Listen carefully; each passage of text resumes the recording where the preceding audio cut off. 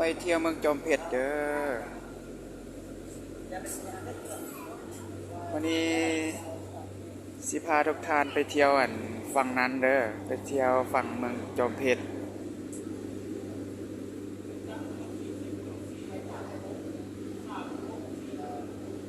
อาทรายได้เคยข้ามบักเด้อข้ามบักนำกัน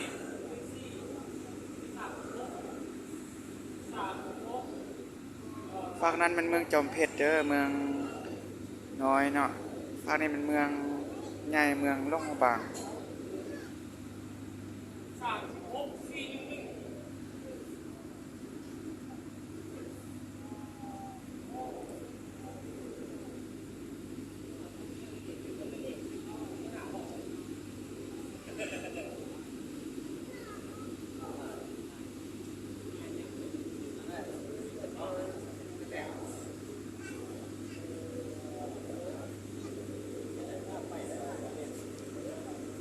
ฝั่งนี้แมนเมืองจอมเพชร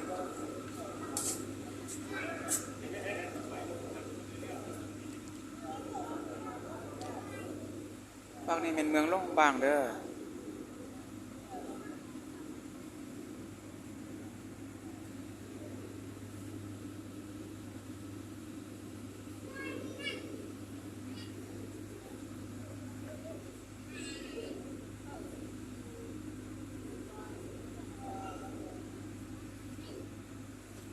ตอนนี้ก็ใกล้สิฮอดฝั่งแล้ว